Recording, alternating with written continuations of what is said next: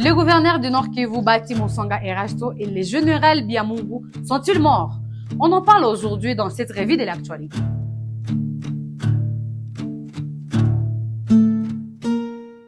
Mesdames et messieurs, bonjour et bienvenue à suivre cette revue de l'actualité. Aujourd'hui, nous sommes avec Nzungu Shema et nous allons essayer un peu de parler de ce qui se passe dans la province du Nord Kivu, du bombardement qui s'est survenu à Rubaya et à Rumongabo. Monsieur Shema, bonjour. Bonjour Madame Rebecca, merci beaucoup aussi de m'accueillir sur le plateau de Voice of Kivu pour parler de cette revue d'actualité qui s'est passée bien sûr, des actualités qui se sont passées dans la province du Nord Kivu et aussi dans les sites Kivu.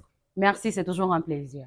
Ce qui fait la une de l'actualité maintenant, ce sont des bombardements qui sont survenus à Rubaya et à Rumongabo. Il se peut que le général Biamungu et le gouverneur du Nord Kivu seraient visés.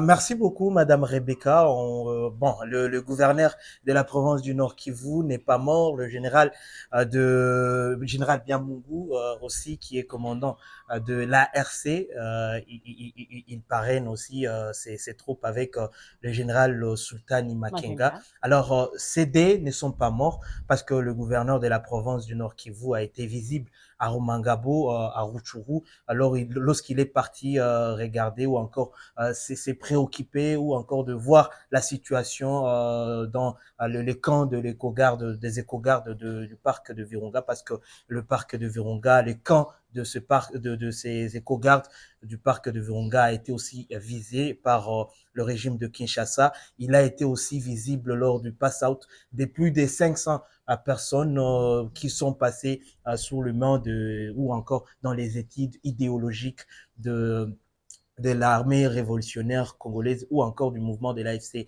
en 23. Donc, le gouverneur de la province du Nord Kivu, messieurs Moussanga Erasto, n'est pas mort et le général général Biamungu aussi n'est pas mort. Jusqu'à présent, ce sont les actualités qui sont vraiment relayées ou encore les informations relayées par certains journalistes qui sont vraiment attachés à Kinshasa. Où est-ce qu'ils ont tiré ces informations? Parce que dans la matinée d'hier, on s'est juste réveillé hier dimanche, on avait sur la toile, ça faisait maintenant la haine partout, que le gouverneur n'est plus en vie. Et d'ailleurs, il y a un communiqué qui est sorti que c'est un fake news, que heureusement que l'AFCM 23 a dit que c'est un fake news. On dit clairement que le général Biamungu serait mort. Où sont ces informations? Ils sont sortis où? Vous devez comprendre que c'est une propagande. Bon, selon les dires des porte-parole de l'AFC 123, M. Laurence Kanyuka, c'est toujours une propagande que Kinshasa continue toujours eux aussi d'instrumentaliser les journalistes pour passer de fausses informations et dire que certains cadres de l'AFC 123 sont morts. Il y a eu exactement ou encore effectivement de bombardements à Rubaya et aussi à Rumangabo, pas seulement dans ces zones, mais aussi dans d'autres zones comme à Minembwe, à Kadingi, à Bidegou. Ce sont des zones qui ont été bombardées et après ces bombardements, parce que il s'avère que ces bombardements visaient le général Biamungu Et le gouverneur de la province du Nord Kivu. Apparemment, ils avaient des informations que le gouverneur irait à Rumangabo pour le pass-out, mais ils ont tapé à côté parce qu'ils ont bombardé les zones densément peuplées et qui a causé même la perte de vies humaines. Donc, vous devez comprendre que ce sont ces informations qui sont à la haine. Les deux ne sont pas morts, mais au contraire, il y a eu le mort et le blessé du côté de la population. Alors, Monsieur Shema, dites-nous, pourquoi les régimes de Kinshasa continuent, insistent toujours pour bombarder la population, les zones densément peuplées, alors qu'il sait exactement qu'il y a une population qui vit ici, mais on dirait qu'ils s'en fichent. Bon, ça n'a rien à voir avec eux, ils s'en fichent de tout, mais quand même, ils continuent à bombarder. C'est difficile de répondre à cette question, mais il faut comprendre que c'est dans la logique du régime de Kinshasa de bombarder toujours. Ils n'ont jamais respecté les engagements signés, les accords signés à Doha, récemment aussi en Suisse, à Montreux. Donc, vous devez comprendre que c'est dans ces habitudes, Même le jour de la signature de ces accords, ils ont bombardé à Minembwe, à Kalingi, dans Bidegou. Et donc, plus de 30 bombardements de ces mêmes jours de signature de ces accords. Eh ben, jusqu'à présent, c'est la même logique de bombarder pour exiger, je dirais, le départ de la SCA en 23. Et pourtant, il y a ces accords, il faut s'asseoir, il faut parler, il faut respecter ces accords de cessez-le-feu pour au moins favoriser le retour de la paix dans des zones ou encore dans l'Est de la République démocratique du Congo, parce que la population continue de payer le prix fort de ces bombardements. C'est Jusqu'à présent, normal, il y oui. a de morts. Jusqu'à présent, il y a le déplacement massif de différentes familles qui se disent non, bon, on risque de mourir De aussi mourir ici, ici. alors il faut se déplacer. Et ben, ils laissent leurs occupations et ils fuient leur zone, leur maison, ils laissent leur maison, ils laissent leur bétail. Et ben, donc, vous comprenez que c'est dans la logique de Kinshasa de continuer toujours de tuer, de bombarder, soit en disant que non, ça risque au moins de frayer L'AFC, l'ASC 23. Et pourtant, c'est toujours la population qui paye c'est le toujours les prix, Congolais qui oui, qui payent. paye le prix fort dans cette logique de bombardement de la part de la SC 23. Et dans cette même logique, vous devez comprendre que c'est aussi à Kisangani, il y a eu bien évidemment le frappe dans aussi à Kisangani. C'est une zone qui est armée et donc ils n'ont pas bombardé. Ces frappes n'ont pas touché les zones densément peuplées. Ça a touché juste des zones de commande de ces drones qui continuent toujours de bombarder des zones densément peuplées qui sont sous contrôle de l'ASC en 23. Donc, ce sont ces actualités qui sont jusqu'à présent à l'AI.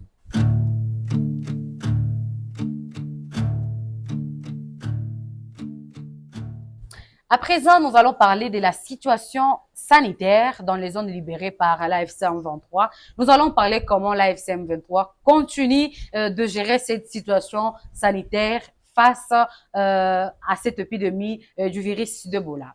Mais c'est chez moi, nous sommes toujours ensemble. Est-ce que vous pouvez nous parler de comment évolue la situation sanitaire dans les zones libérées par l'AFC M23? Alors, merci beaucoup, Madame Rebecca. On va parler, bien sûr, de cette situation sanitaire qui préoccupe tout le monde, que ce soit ceux qui se trouvent dans des zones déjà libérées par l'ASC 123 ou ceux qui se trouvent loin de zones déjà qui ne sont pas encore libérées par l'ASC 123. Et donc, c'est une situation qui préoccupe tout le monde, que ce soit au niveau national, que ce soit au niveau international. Donc, vous devez comprendre que ce n'est pas seulement dans des zones libérées par l'ASC 123. Et donc, on va parler en général de ce qui se passe sur cette situation sanitaire du virus Ebola Budibugyo. C'est une nouvelle souche qui sévit dans la République démocratique du Congo avec l'épicentre de la province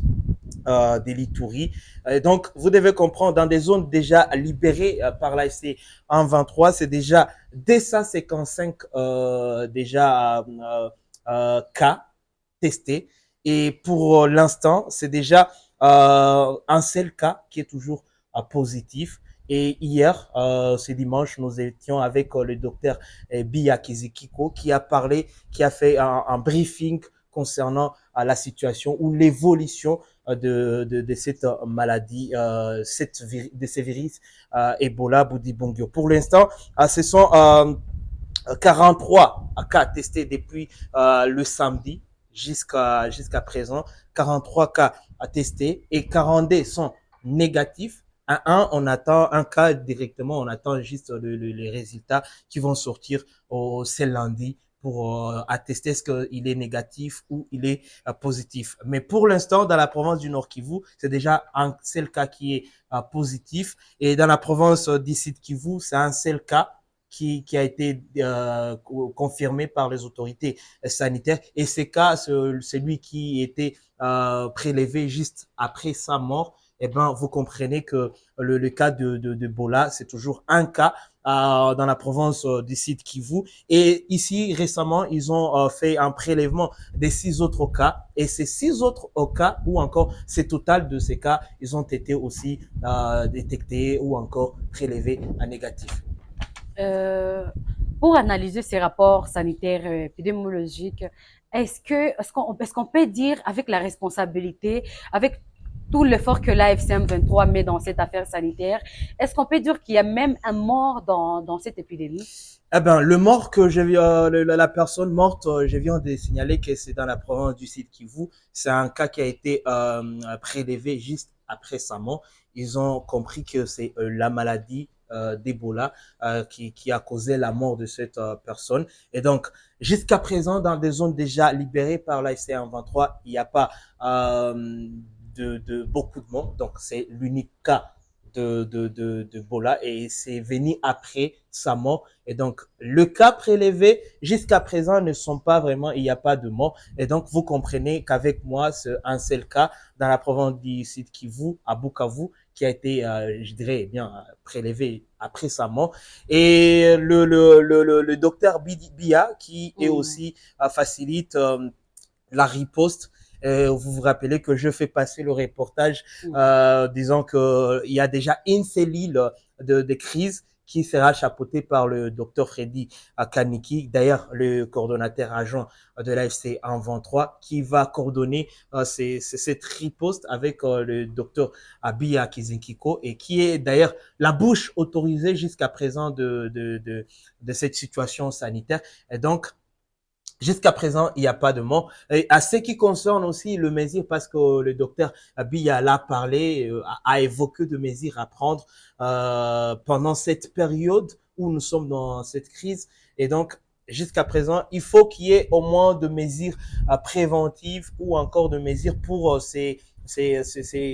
pour limiter la propagation de ce virus à Ebola Boudibongyo. Et donc, il a évoqué certaines mesures à respecter et donc de mesures barrières. Il faut tout d'abord se laver deux mains avec de l'eau propre et du savon et aussi éviter, comme il a donné un cas de Bajaj, ce motocycliste que nous voyons dans la ville des Goma, d'éviter d'être vraiment Collé serré, ouais, donc s'il collé y a serré au avec moins les une personnes. place de 4 personnes dans ces Bajaj, il faut qu'il y ait au moins, si c'est 4, au moins 3 personnes Trois, et que pour laisser un peu de l'espace. oui, oui. Et il faut qu'il y ait aussi ces motards être vraiment équipés avec des désinfectants parce qu'ils ne sauront pas partir avec de l'eau et des savons. Et donc, Sur la moto, être non, avec exactement. le désinfectant pour permettre à tous, à ces passagers de leur permettre au moins d'éviter de propager cette maladie de virus Ebola.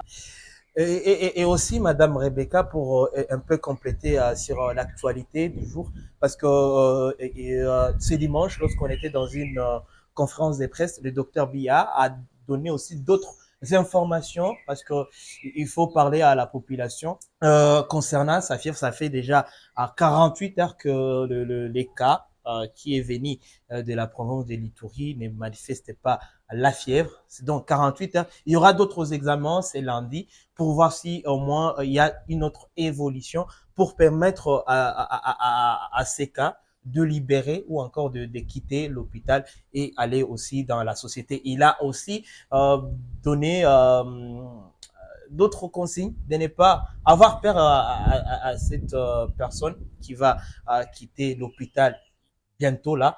Donc, il faut pas avoir peur de cette personne parce que c'est la même personne, bien qu'il a été infecté de ce Mais il est virus déjà guéri. Ebola. Donc, il faut comprendre que c'est la même personne. Et si le docteur verront que c'est bien de les laisser partir, et donc il n'y a pas à quoi vraiment à craindre pour cette personne qui a été, je dirais, officiellement réclamé qu'il est cas positif d'Ebola. Donc, bientôt là, il peut sortir et donc la population n'ait pas peur de cette personne saluée là et tout en respectant bien évidemment les mesures barrières. Ok, très bien. Mesdames et messieurs, vous l'avez bien compris, la responsabilité des Live 123 dans cette situation sanitaire. À présent, nous vous laissons d'abord suivre les docteurs Bia Kizikiko.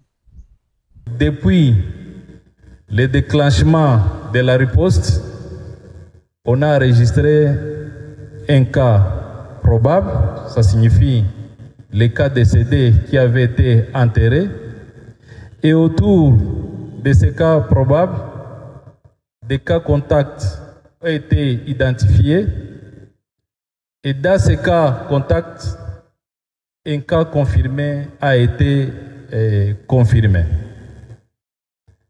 Il faut se dire qu'autour de ces cas confirmés, à ce jour, nous avons 255 cas contacts. Parmi les contacts, il faut se dire que nous avons des cas à risque élevé et des cas à risque faible. Pour les cas probables, on avait 221 cas contacts. Parmi les 221 cas contacts, 48 c'était des cas à risque élevé et 173 à risque faible. Parmi les 48 cas contacts à risque élevé, un cas a été confirmé positif. C'est le cas qui a été déclaré ici en province du Nord Kivu.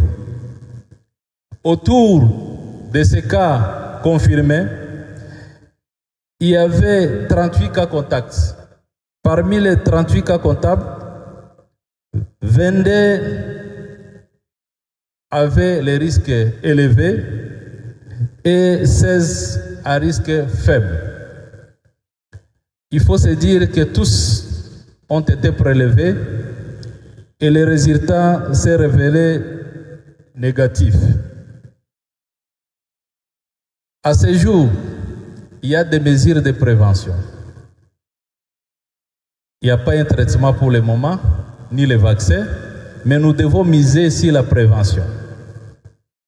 Aussitôt déclenché la riposte, on a installé les points d'eau pour le lavage des mains avec l'eau propre et le savon à tous les points d'entrée et tous les points de sortie. Immédiatement, on a commencé à ériger les sites maintenant de quarantaine. Il faut dire, aujourd'hui je profite pour informer à notre population qu'ils ne doivent pas voir les sites de quarantaine comme une punition, mais c'est un moyen qui va nous aider pour faire quoi? Pour faire face à la propagation de cette maladie. Tout cas en provenance de l'Ituri ou des zones où il y a eu des cas, arrivés ici, nous devons les mettre en quarantaine pendant 21 jours. Pendant les 21 jours, nous allons suivre ces cas. En suivant ces cas, s'ils présentent des signes, on va prélever et envoyer les échantillons au laboratoire pour confirmer. Mais même si ça se révèle négatif, au bout de 48 heures, on va reprendre encore le prélèvement pour confirmer ou bien pour infirmer la positivité de ces cas. Actuellement, nous avons un centre de traitement et un centre aussi de prise en charge des cas suspects. Pour la province du Nord Kivu, nous avons l'hôpital provincial qui a été aménagé. C'est un site qu'on a utilisé lors des épidémies précédentes et actuellement c'est aménagé avec l'appui des partenaires. Tout cas confirmé seront envoyés à l'hôpital provincial pour la prise en charge. Tandis que pour les cas suspects, nous avons l'hôpital de Kéchero. Les gens vont se poser des questions, est-ce qu'il n'y a pas de risque pour d'autres malades? Il faut se dire que ce sont des sites complètement séparés avec l'hôpital, il n'y a pas de risque. Et actuellement, les sites de Kanyaruchinya, à partir de demain, c'est fonctionnel. Et comme c'est fonctionnel, même si les barrières ont été fermées, les cas qui sont en Ituri ou à Beni, à Bunia, s'ils arrivent à nos douanes, il y a des personnels de santé qui doivent screener ces cas et les envoyer dans les sites de quarantaine. Et dans les sites de quarantaine, ils seront suivis pendant 21 jours. Si, au bout de 21 jours, ils n'ont pas développé les signes en faveur de cette maladie d'Ebola, nous allons les décharger pour se retrouver dans leurs familles respectives. En parlant toujours de la situation sanitaire de l'épidémie d'Ebola, revenons maintenant sur la question du régime de Kinshasa. Nous allons aussi parler comment les régimes de Kinshasa gèrent cette situation sanitaire. Monsieur Chema, comment est-ce que le régime de Kinshasa aussi gère cette situation? Parce que vous nous avez aussi longtemps parlé comment l'AFC gère cette situation, mais pas encore signalé comment le gouvernement de Kinshasa, le régime de Kinshasa gère cette situation. Merci beaucoup. Faire le parallélisme, c'est un peu très difficile, mais il faut comprendre qu'il y a vraiment un gros écart entre ces deux parties. C'est vrai, que ça soit la façon dont gère la SC123 cette épidémie et que ça soit aussi l'autre façon que Kinshasa gère cette épidémie d'Ebola. Il y a vraiment un écart entre ces deux parties. Il faut comprendre que il y a eu vraiment la bonne gestion de la part de l'ASC 123 pour gérer cette épidémie. C'est vraiment étonnant de voir que plus de 200 et quelques cas déjà prélevés et que nous avons qu'un seul cas positif et qui est en voie d'évolution à un bon terme. Et voilà, et donc bientôt, bientôt il risque de sortir. Donc, vous comprenez qu'avec moi, c'est vraiment une bonne gestion de la part de l'ASC 123, contrairement à de la part de Kinshasa, où nous allons parler de l'épicentre de cette maladie dans la province de l'Ituri. C'est impossible, c'est difficile de gérer cette crise tout en sémant aussi la terreur dans la population. C'est difficile de gérer cette épidémie tout en créant je dirais, des équilibres dans la partie que vous dirigez. Et si vous ne parvenez pas aussi à gérer la situation sécuritaire, c'est difficile aussi de gérer la situation sanitaire. De la population. Eh ben, il y a de morts dans la province de l'Ituri. Il y a toujours des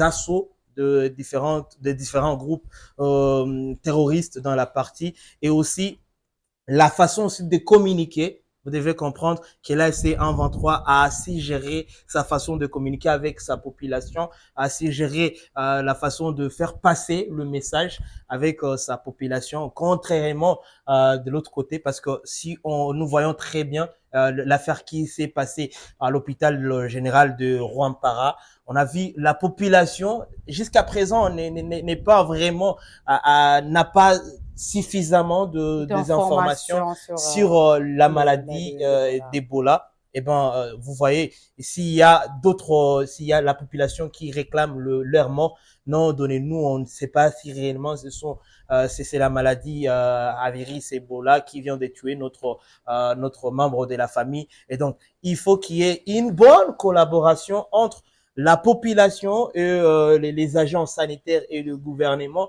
ce qui ne se passe pas jusqu'à présent. Et si vous voyez très bien, le docteur Jean-Jacques Mouyembe l'a signalé très bien.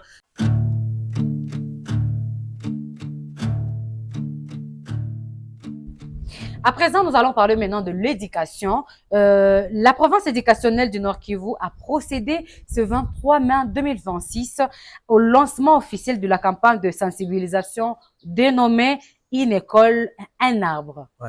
Eh ben oui, c'est depuis ce samedi que cette campagne a été lancée par la division provinciale du Nord Kivu 1, qui est chapeautée par le directeur provincial, monsieur Machagiro Ongagi Nkuba, qui d'ailleurs a été présent pour lancer cette campagne.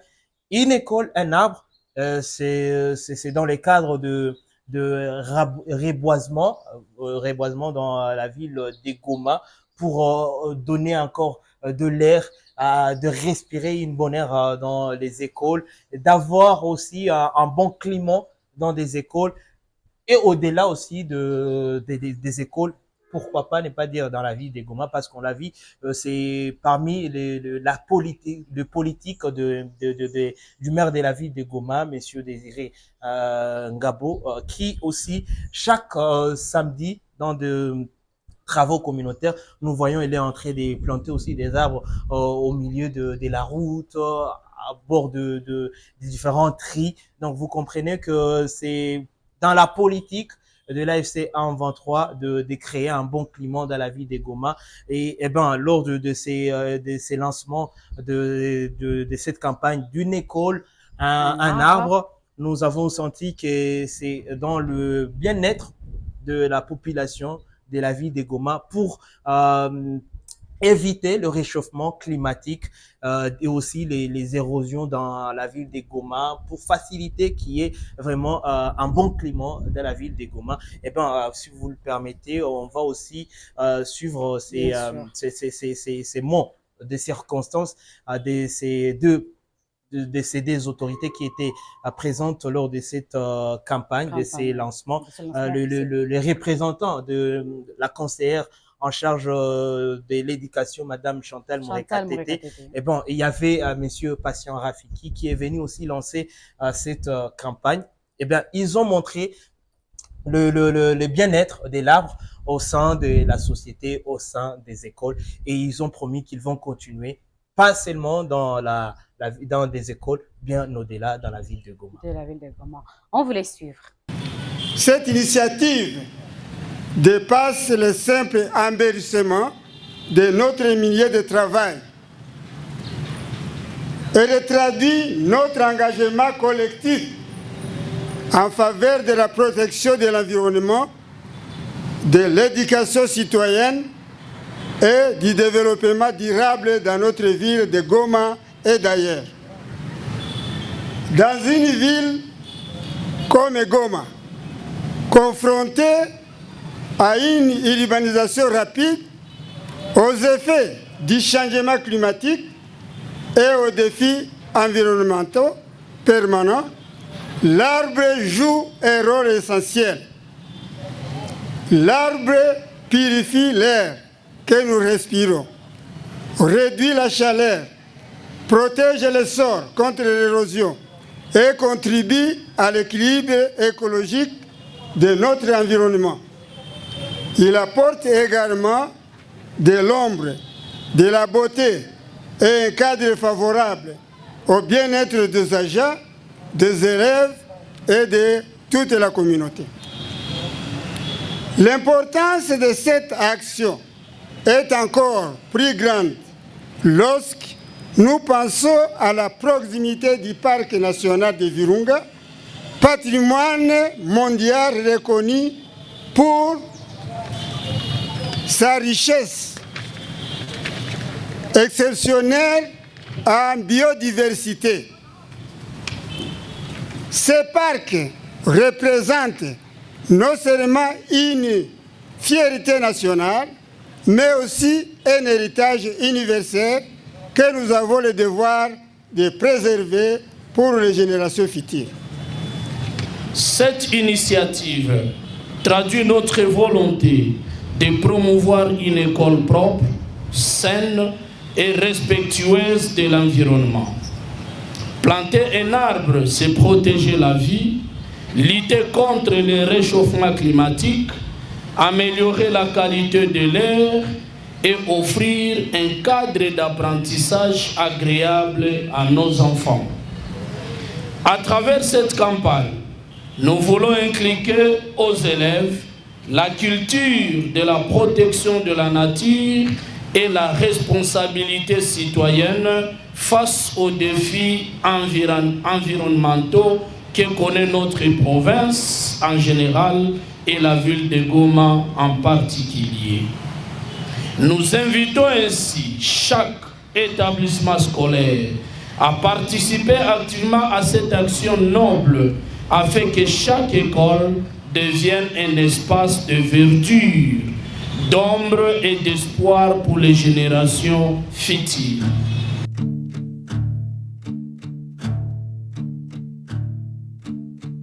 mesdames et messieurs, c'est la fin de cette revue de l'actualité. Merci d'avoir été avec nous. Vous avez bien suivi ce qui s'était passé dans le province du Nord et du Sud Kivu. Nous vous remercions de votre fidélité et à la prochaine édition.